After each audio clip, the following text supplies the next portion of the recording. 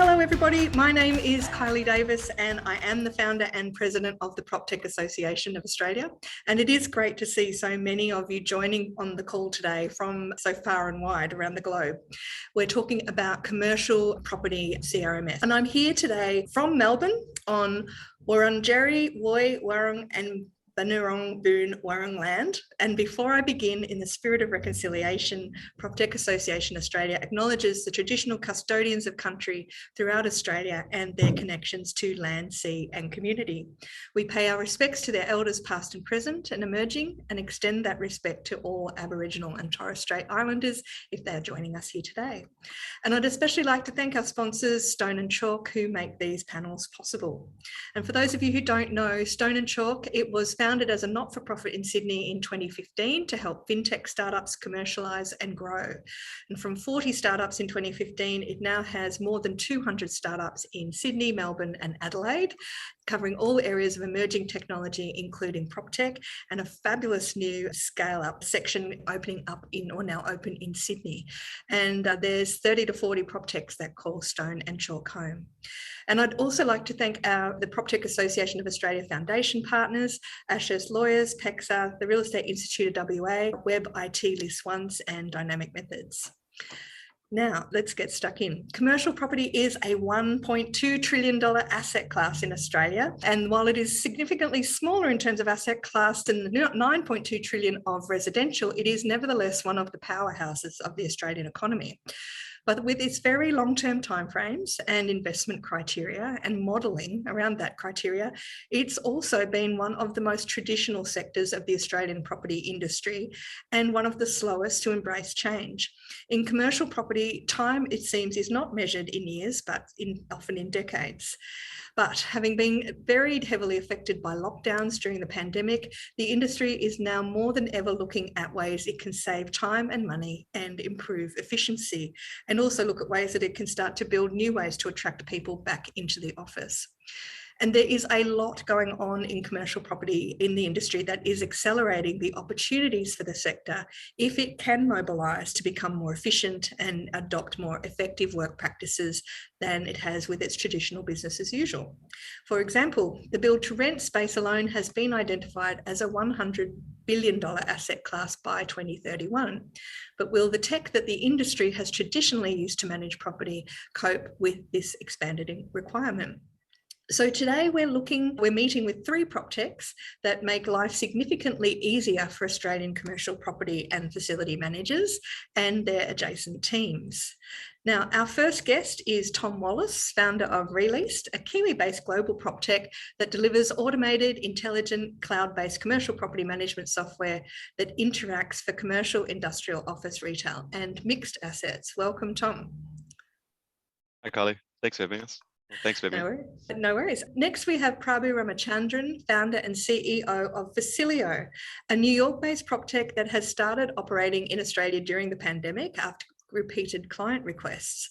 Facilio is an all-in-one app suite for commercial property that provides a whole-of-portfolio approach and allows facilities teams to achieve efficiency between each other, delivering transparency in operations and predictive sustainability performance. So welcome, Prabhu. Thanks, Kylie, and welcome everyone.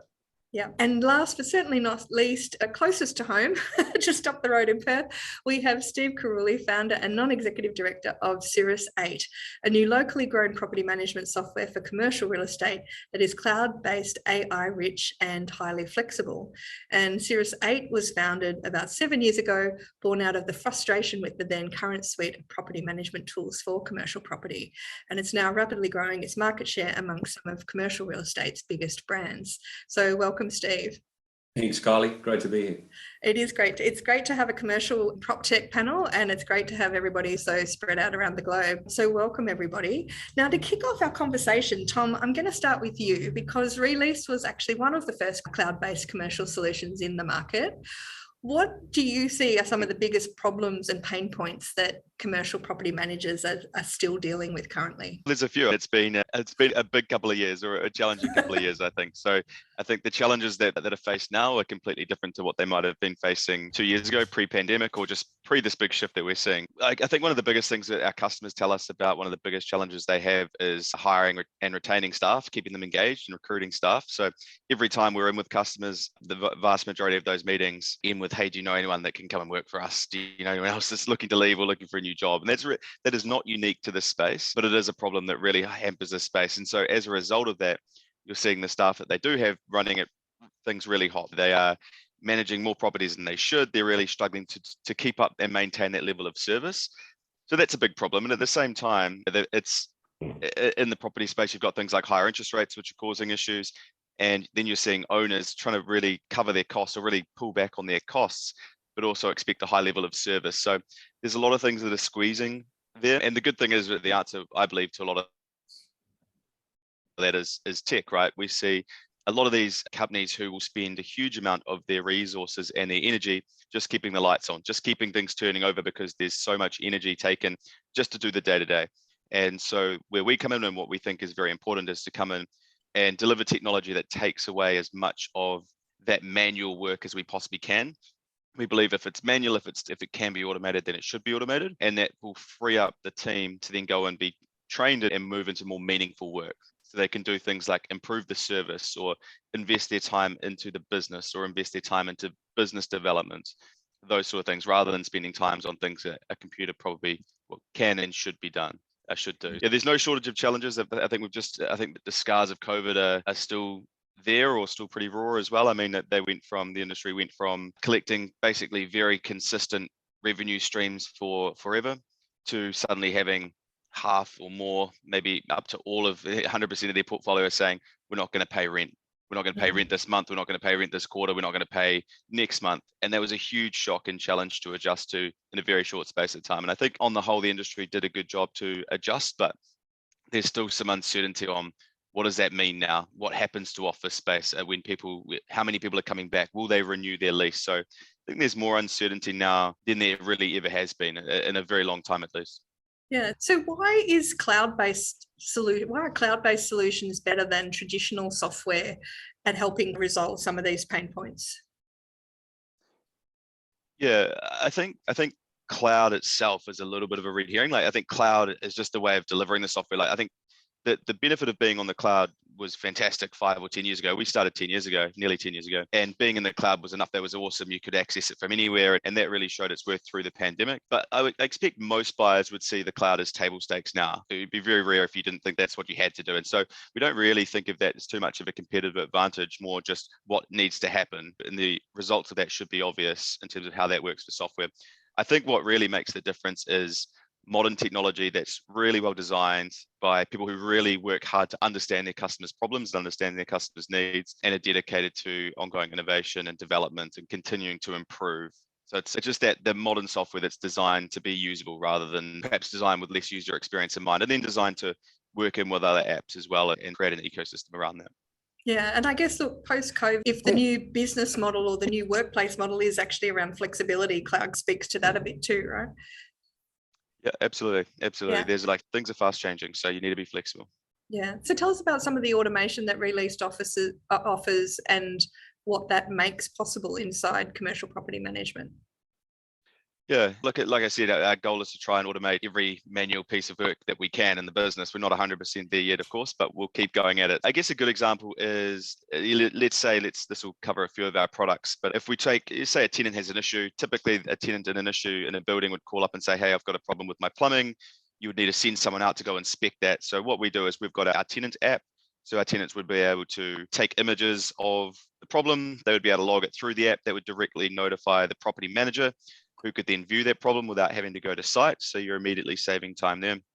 They could then click a button to get that sent out to their preferred suppliers to receive quotes. And then they could also from there take it all the way through. So they could create a work order straight from there. They could send it out and the work could be done. Once the work's done, the invoice is received. We would use our AI to read that invoice. So no one's manually keying in that invoice, and then it's end-to-end complete and the money's paid out at the end of it. So you can go through a whole process from an issue being logged to an issue being paid without anyone actually manually entering any text into a computer, which saves a huge amount of time. And I guess also improves accuracy, right? So there's no more misplaced keystrokes sending people off in different directions. Yeah, that we see. We've seen plenty of misplaced keystrokes over the years, and that's it's certainly ties up there. So you were mentored by the founder of Xero. Tell us how that came about and how that's impacted on the growth of Re-Leased. Yeah. So this is turning the clock back a little bit, but this is when I was looking at. This is 2011, and so this is when I was looking at what I wanted to do, and I was working in commercial real estate, and I saw firsthand. It was actually the family business. I saw the software they were using, and they thought it was state of the art. They said it was the best you could get. And I looked at it and I thought it looked like a pile of rubbish. And it was, in my opinion. The company has since been bought by MRI. It's gone through a bit of a journey there, but it's an old product. And basically I saw what Xero were doing. They were very early at that stage. They only had about 70,000 customers to their 2 or 3 million now. But it just seemed, it was just clear that style of software was so much better.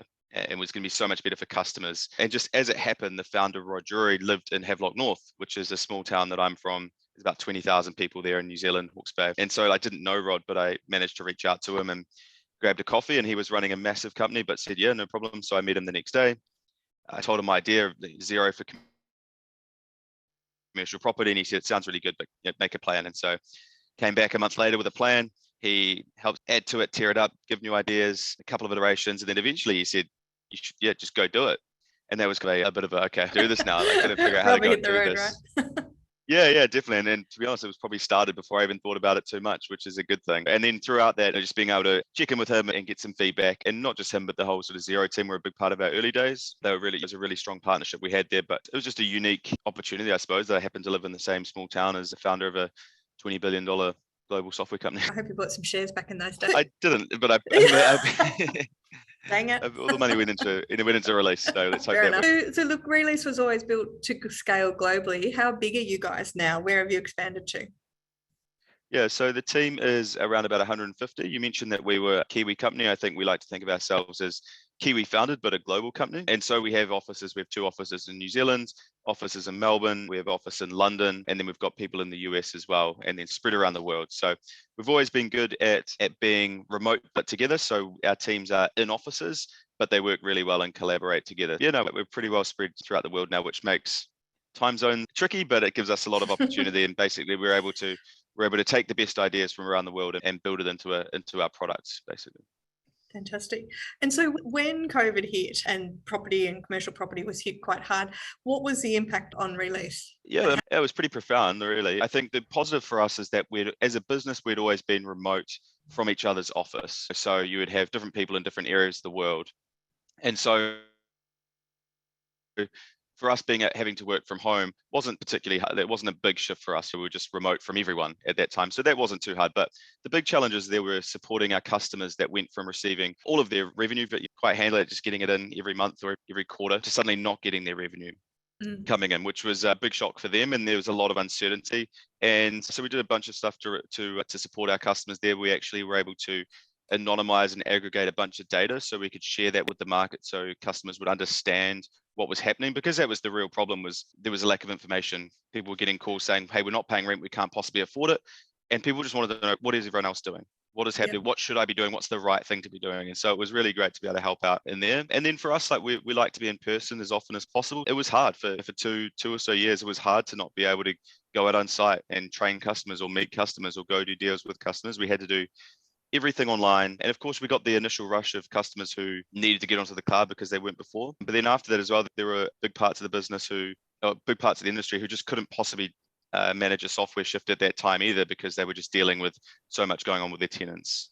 Now that we're largely on the other side of it, I've been in London for a few months, and they've just completely decided to ignore anything to do with COVID now, which is still a bit of a shift from New Zealand and Australia. The good thing there is that technology and the importance of technology is front and center now. Everyone understands that it's not just a thing that makes you a bit more efficient. It's actually a really crucial part of running a secure and a well-run business is the technology you choose. Whereas I don't think the industry was particularly forward-leaning before that in many cases. Okay. Prabhu, Ramachandran from Facilio, let's move on to you now, because Facilio actually came out to Australia during the lockdowns at the request of clients. Tell us the story behind your decision to expand down here.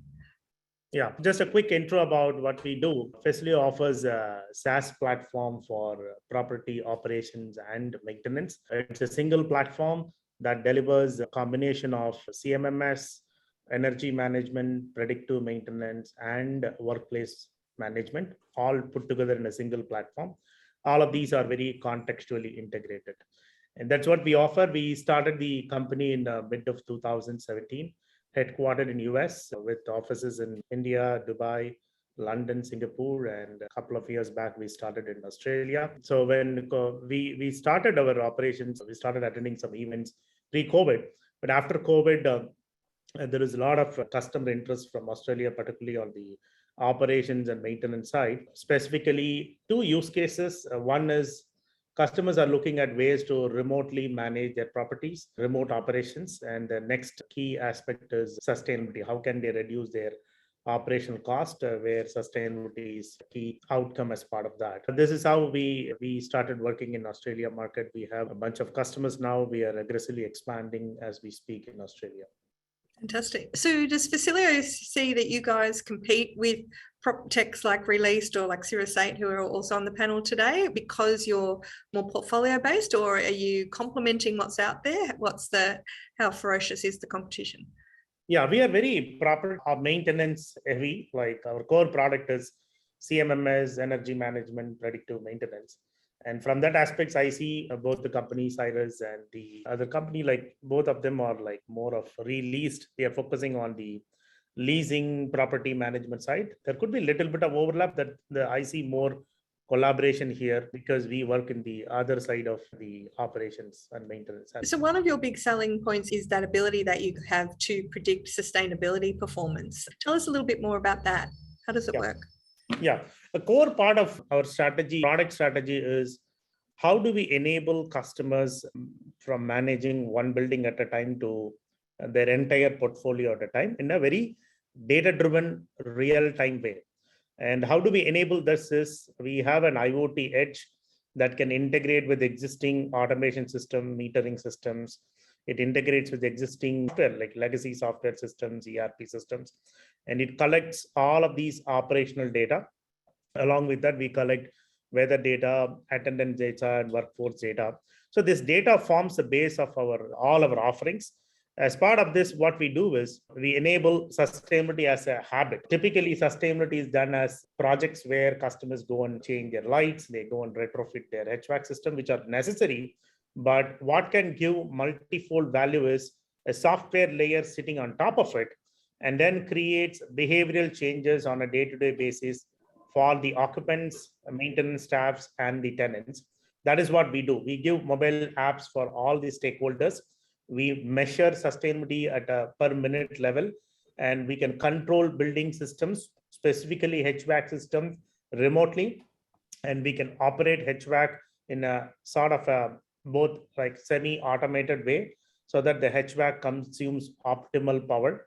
And then we enable other things like we go and integrate with the third-party benchmarking system like Energy Star, Bream, and NABERS. All of these are enabled. So what this delivers for customers is it brings in all stakeholders, not only the building owners, the tenants, third-party vendors, occupants, everybody is brought into the same platform. Everybody is made aware of the energy performance of the buildings, and everybody is made part of energy saving. Wow, I love this idea that sustainability becomes a habit as opposed to something hard that we are supposed to do or that feels really tough homework. That's fantastic. What kind of decisions do you, because you're also able to start to predict environmental performance, aren't you? Yeah. If you see what we deliver with respect to sustainability, one is energy saving is, of course, the key aspect. Next one is we enable things like demand response. Again, that leads to energy saving. Demand response, there is a module there for customers to enable that. And then we move to very detailed asset lifecycle management, specifically high value and critical assets like HVAC and elevator systems. We go and manage these assets end to end right from their maintenance, repair, their financial value, and then we enable customers on decisions like when do they have to retrofit HVAC system rather than replace it. So the complete asset performance and asset lifecycle management is enabled with the data that we collect from building systems. Fantastic. So who is your main client base currently here in Australia? Yeah, so we are focusing on 4 or 5 asset classes: office, educational institutions, and then retail. Specifically after COVID, we have been seeing a lot of traction from large food retailers. And then airports is an asset class we are actively working on. So among this, in Australia, one of our notable customers is Investor Properties. They went live early this year across like 20 plus properties totaling 7 million square feet. They replaced 4 of their existing systems, moved to a single Facilio platform where we have onboarded like 2,000 plus third-party vendors, thousands of their existing tenants, all of that. And Airmaster in Australia is a large customer and partner. And we are working with a few other customers like Molonglo and a couple of universities. And we are now running a commercial pilot with a couple of large food retailers. Fantastic. And I think one of the complaints we hear from the commercial property sector is that there's too many individual solutions solving small problems inside the industry, and that they do want that kind of whole integrated approach. So how big is Facilio, and especially in Australia, how important is Australia in your expansion plans? Yeah. So as a company, we are close to 200 employees now, and we have teams in US. For Europe, we operate out of London. And then Dubai. India is where a lot of product development happens, Singapore and Australia. These are the areas where we are today operating. And from a product offering, we offer an end-to-end platform, although each of these modules can be individually deployed.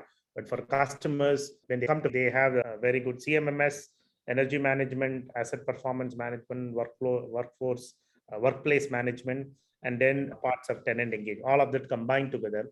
And Australia today is among our like top 3 markets for us in terms of revenue. We already have a notable player in office, and then we are working with a large food retailer, large universities.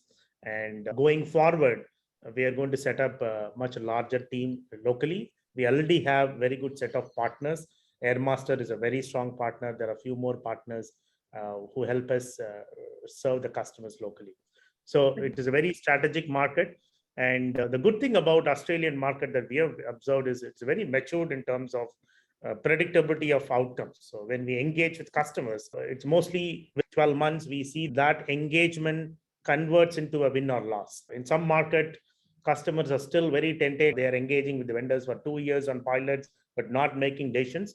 From that aspect, we see that the market is very mature. And customers are very collaborative in terms of they're very vocal about what is important for them, what they want, and what is their plan. So there is a lot more clarity and predictability in the market. Fantastic. So look, as we're going through the panel today, if you're listening back at home or in your office at your desk, please, if you've got any questions as we go, pop them into the Q&A. Our chat's not working today. And probably one last question for you. What's the view of innovation that's coming out of that Australian space? It's great to hear that commercial property owners are actually embracing the tech like that, and that they're doing that with reasonable speed. What about the other tech that you're seeing out there? So we, from Australia, one is sustainability is one area where there is a lot of action we are seeing, the commitment towards sustainability. And then broadly about the lot more customers are looking at portfolio-wide management and remote operations. So this brings them better control. They are not they get control of their property operation rather than depending on a services partner like JLL or CBRE, who are like more transactional. The contract there is only for a few years, but customers are moving to a model where they want to acquire data, they want to understand the SLA performance of their vendors, and they want to control the experience they are giving to their tenants. Interesting. Fantastic. So look, last but not least, before we get into our general chat, let's bring you in here, Steve Carulli from Cirrus 8, because you personally had 30 years experience in Australian commercial property working for some of those big groups. What's your view on the current state of innovation in Australian commercial property? And why do you think the industry held back for so long? Look, thanks, Kylie. It's been interesting because one of the reasons we decided to build Cirrus 8 was out of a frustration with what was available otherwise and the lack of innovation, the lack of regular enhancement. And we just thought there's got to be a better way to do this. You made the point at the outset that the market, whilst it's still $1.2 trillion worth of, it pales in comparison to the residential market. So we found the residential real estate market really got most of the focus, and the commercial market was somewhat neglected. One of the things that I found is software providers generally were offshore, generally intercontinental. Australia was a small market in the scheme of things, and as a consequence, we really weren't able to move the needle as commercial property professionals to any great degree. So our focus has really been to build something that is fit for purpose from an Australian perspective, has a really strong Australian focus, get that right first, and then move offshore. So you guys are a WA-born PropTech. What were your and WA had a kind of completely different experience to COVID and lockdowns, border lockdowns compared to Sydney, Melbourne, or even Brisbane. What were those experiences like? Did they help or hinder your business? Look, it was interesting. We'd already, with offices in Brisbane, Sydney, Melbourne, and Perth, we already had a remote working platform that was doing what it needed to do. So notwithstanding the Premier closed the borders for a very long time, life in West Australia was pretty normal, notwithstanding you couldn't travel, but we were able to really adapt quite quickly. We continued to work with our Eastern States-based people. Really, the main thing that happened was there was less on-site training that had been occurring previously. More of it was being done online. But overwhelmingly, it was probably a positive thing for us, as awful as it sounds, because I know it sent a lot of businesses to the wall, but it really accelerated people moving to cloud-based solutions or more flexible online solutions. Particularly, Victoria was a great example. We have a very large footprint in the Victorian commercial property market, and a lot of our customers really tell us regularly. I was in Melbourne last week, and they're just saying, we're just so pleased that we were on the system that promoted that work from home, that work remotely proposition, because a lot of their competitors didn't. And they believe they did better as a consequence of being technologically enhanced, if you like. Yeah, so what we saw in residential property through COVID was that those agencies that had good tech programs or platforms in place and good tech work-based processes actually stole a lot of market share away from their less tech-enabled competitors during that time. Is that what happened in commercial property? Yeah, look, I think so. There's been an interesting shift in commercial property over probably the last 2 decades, where a lot of the big end of town have been taking their property management in-house. So a lot of the traditional larger agents have started to fight in different parts of the market for the piece of the pie. So what it's meant is those groups that aren't technologically competitive or aren't well structured from an internal kind of workflow perspective, just getting found out. They're being unable to produce what I think the market now expects. So look, it's a moving feast. We always used to say you're only as good as your next deal in commercial property, and I think that's never been truer from the property management perspective in terms of keeping in front of your competition. And look, a question without notice, did you find during COVID that your commercial property clients used the time of lockdown to clean house in terms of their tech or to skill up and things that until recently they hadn't had time to do? Yeah, look, it's interesting. And I deviate slightly, we've got a sister company that offers an outsourced solution, and it's been slow to gather momentum, but COVID again, because people, I think the principals of various commercial real estate firms saw the ability to work remotely, to not necessarily have people sitting within stone's throw of each other. And I think what it did do is it demonstrated to people this can work. Working remotely, allowing people that work-life balance of a few days at home or can work, and people won't goof off and not do what they're supposed to do. So what are the key value propositions that Cirrus 8 offers to clients? Look, from our perspective, it's a really simple proposition. We're very customer focused. It's all about customer experience for us. We've tried to build a very flexible proposition or a very flexible platform, because having been in the industry for so long, we just understand that no two leasing deals are the same, no two transactions fit neatly into a box. So you need the ability within the system to do things a multitude of different ways. Again, we've had a strong focus on automation. There was lots of manual processing going on in the days I was running various businesses in the space. But there's also a necessity, given that the principals are licensed and have a responsibility for the trust accounts they control, there's an importance not to over-automate. You don't want money leaving bank accounts that hasn't had a sort of thorough probity check before it goes. So we think we've struck the right balance between automation and control with respect to what we automate. Yeah, broadly, I hope that answers the question. Yep, sure. So you've also got a very impressive client list of commercial real estate names. What's some of their feedback that you get about your technology? Look, overwhelmingly positive. Like my co-founding business partner and I felt the frustration.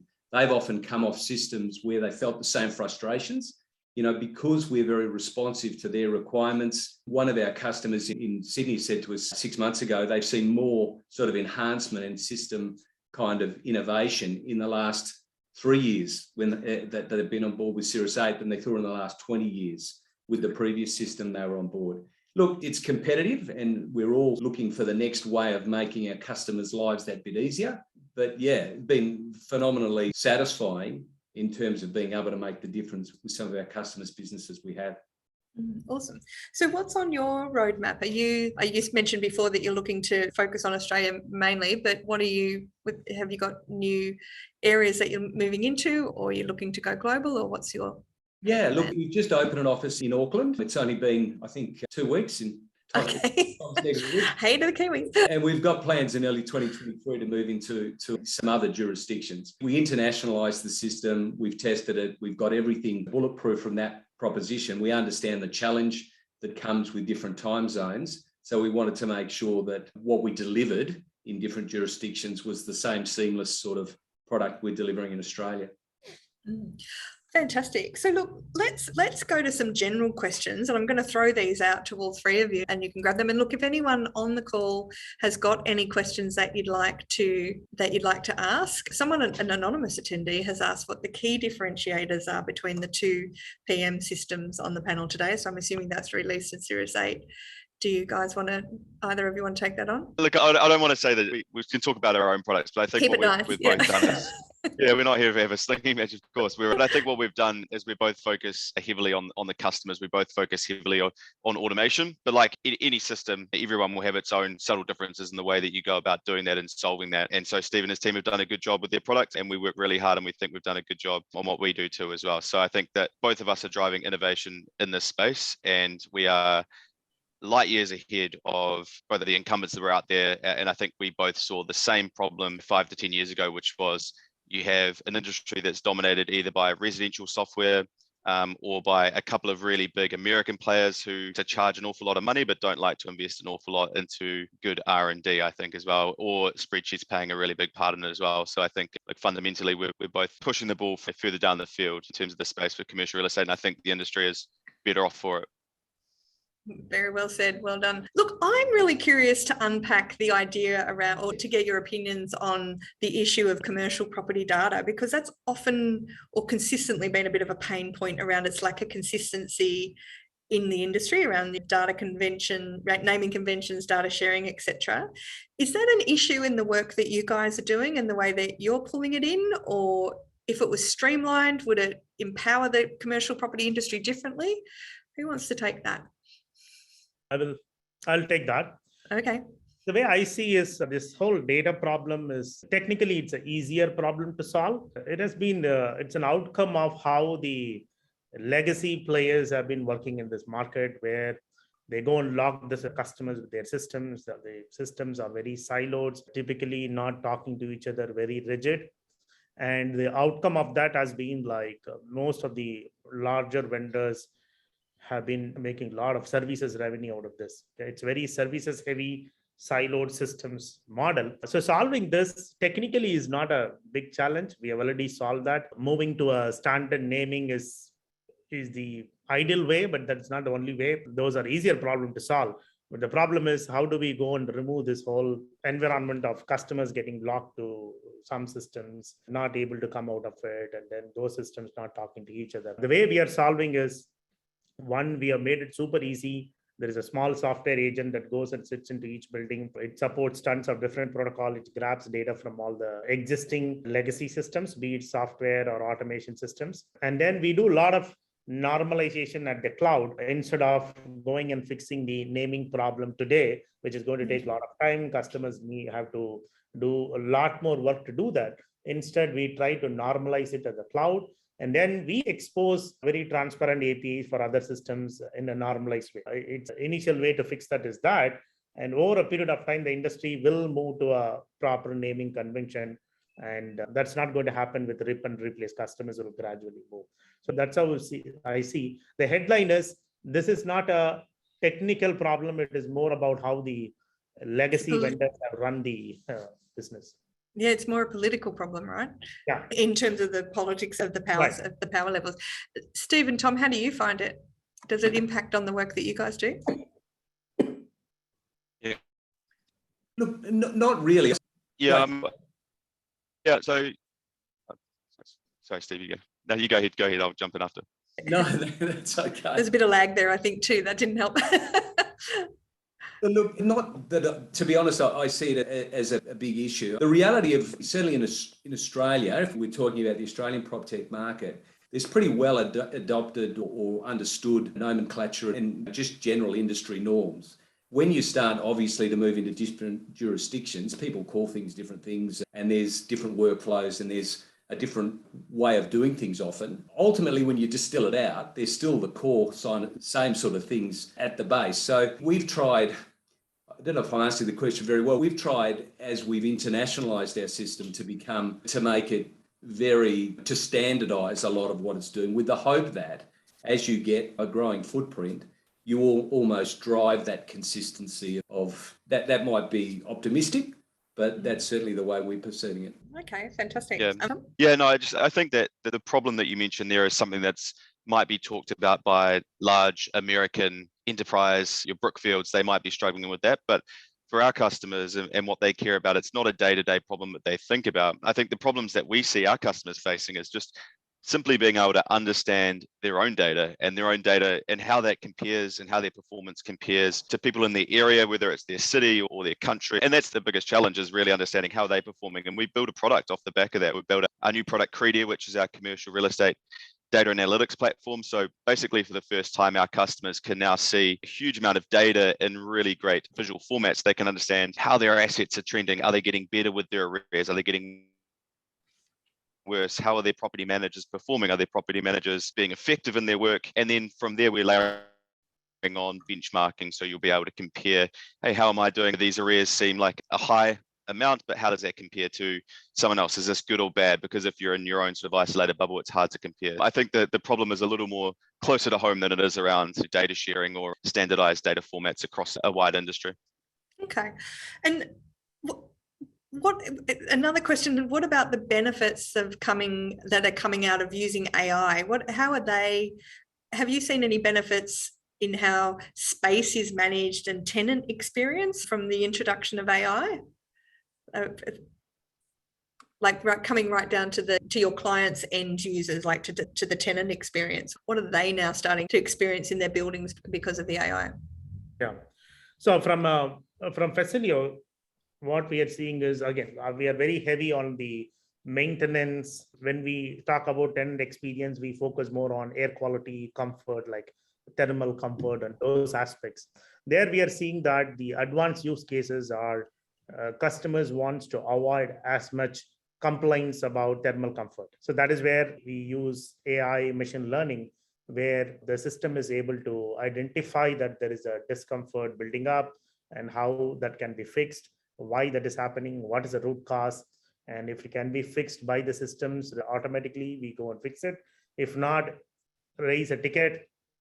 And how do you make sure that the ticket is addressed as faster as possible by giving the technicians insights about how the systems have been working in past hours and days, plus what could be the potential root cause for the thermal discomfort. So this is one use case where we are seeing a lot more AI machine learning getting applied. And the other area is on the energy itself. Can the systems help customers to predict energy demands, energy use cases, energy usage, and so that they are prepared for the demand, they are prepared for what they should do to make sure the energy usage is optimal. Okay. Awesome. Tom, a question for you from the audience. What's the key hesitation for customers moving to cloud-based software? Is it that, oh gosh, everything's locked into this old legacy system and we don't know how to get it out? It's quite simply, yes, that is the biggest challenge for moving, is that this is the system of record for your business. Generally, this is what runs your business, and it could be a big business with a lot of assets or a lot of stuff. And quite often there's a lot of scar tissue that's being built up from moves in the past. Software implementations don't have a good reputation, and for a good reason in the past, particularly if the companies have done ERP shifts where it's been very painful. And so the shift across is really important. So that's an area that we focus a huge amount of, and we're always looking for ways to improve that and make that as seamless as possible. So it's really about building confidence for those new customers that we're going to be there to hold their hand and bring them, because like I said, there's a lot of scar tissue there. And I was actually in a meeting with a customer 2 weeks ago, and this customer was they're not a customer. I hope they will be one day, but they're a very big listed company, and they went through a particularly painful migration onto a big piece of software in this space a few years ago. And they said, look, we know it's not good at all. We know it's awful, but there's a lot of the team who would rather stay doing something substandard than go through the same sort of pain we went through last time. Even if it's not going to happen, even if the shift across to you, it was going to be as easy as you say. A lot of the team just have too much scar tissue to go through that right now. We just have to let those wounds heal. And so we've got very good at fighting against that. We've got very good at helping them through that and helping understand that it's a new world. But that's the sort of thing that you go up against and have to build confidence and trust around. Yeah, I feel like we need to bust out a bit of Missy Higgins scar at this point on the karaoke. Look, Steve, we're hearing, the question I want to ask you is that we're hearing a lot at the moment about the reluctance of employees to go back into the office 9 to 5 and 5 days a week. How is the Proptech Cirrus 8 able to help with that? And is that something that you can help solve, or that you're able to help your clients solve? Absolutely. Look, it's interesting, and I think probably a lot of people on this call would agree, the life of a property manager is not an easy one. You've got recalcitrant tenants that aren't paying the rent, you've got unreasonable landlords, and you might have a principal in a business who's driving you hard. So it's not often anybody rings up and says, hey, you're doing a great job. So what we think, certainly products like ours do, is allow people a little bit more work-life balance. Instead of spending that hour on the road in the morning, coming into the office to sit in a workstation, to then find that 2 hours later they're back out on the road to visit one of their properties because there's an issue. We think the ability to structure your day by virtue of using what is a very flexible and accessible sort of software platform is only a good thing for the people involved on the ground floor. And the other big piece we find holistically, particularly in the agency space, is most of our customers' property management rent rolls are their super fund or the value in their business, and they guard them ferociously. And anything that they can do to make their property management staff happier and engender or promote better performance is only beneficial to the value of their business. So we think this hybrid way of working is here to stay, particularly in sectors of commercial property that really allow it. And property management, I think, is ground zero for that sort of side. That sort of thing. So look, a general question for the panel. What do each of you think that commercial property management is going to look like, and facilities management, Prabhu? What do you think that's going to look like in 5 years' time? How different will it be? Will it? Yeah. The short answer is a lot of automation will move to cloud. We are clearly seeing the trend where a lot more will be done from cloud across properties in a more intelligent way compared to what is being done currently. That is one key change that is already starting to happen. Another one is the vendor part relationships will be more partner kind of relationship. So the new age vendors will work like partners with the customers compared to how it is being done.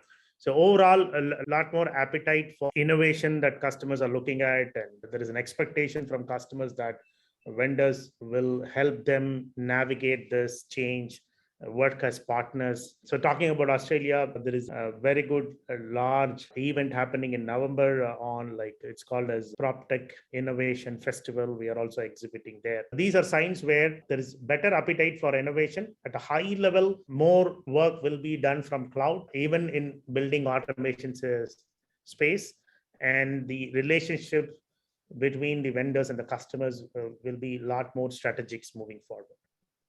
Fantastic.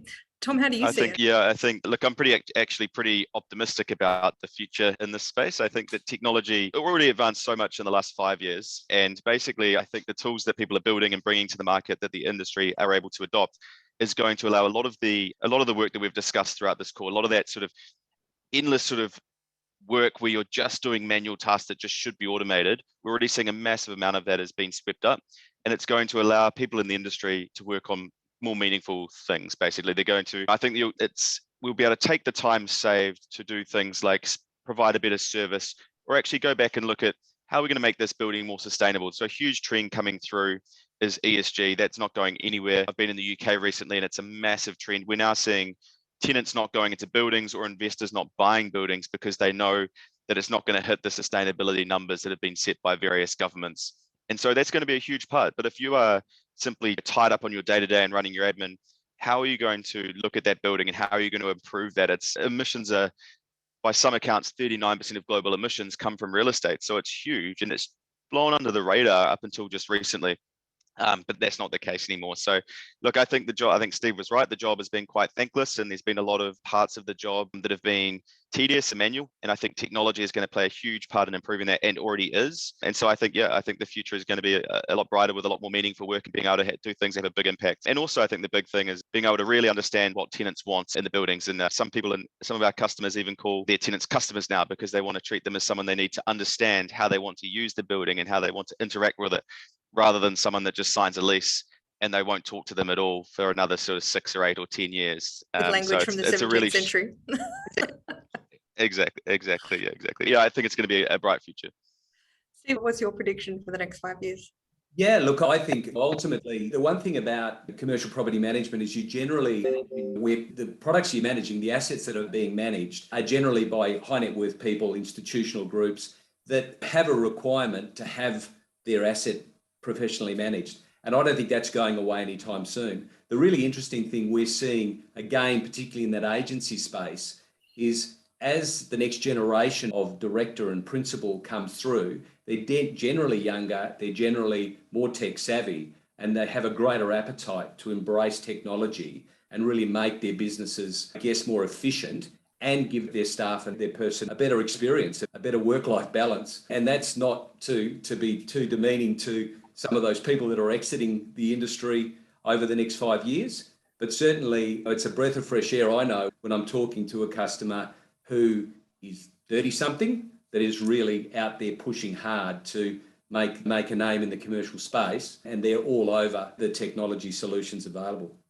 Fantastic. Look, gentlemen, we could talk about commercial property management, facilities management all afternoon, but our time is coming to an end. So I wanted to thank you so much for being on the Proptech panel today. I did want to give a shout out to the Future Place conferences coming up in November that Prabhu mentioned. Great to hear that you guys will be there, but also to everyone on the call, the Proptech Forum on Thursday, October 13 in Sydney. Hope to see all 3 of you at that, or someone from your teams, because that's where the PropTech industry itself is going to be looking at what's disrupting us and what does the future hold for us, and what conversations do we need to be having with each other around innovation for our sector. I just wanted to thank everybody for being on the call today. I'm sorry we didn't get to all of the questions. Please reach out to the guys. I'm sure you'll find them on LinkedIn as well as via their websites, because there were a few specific questions. And if anyone, and look forward to seeing you at the next PropTech panel next month. And or forum. Thanks, guys.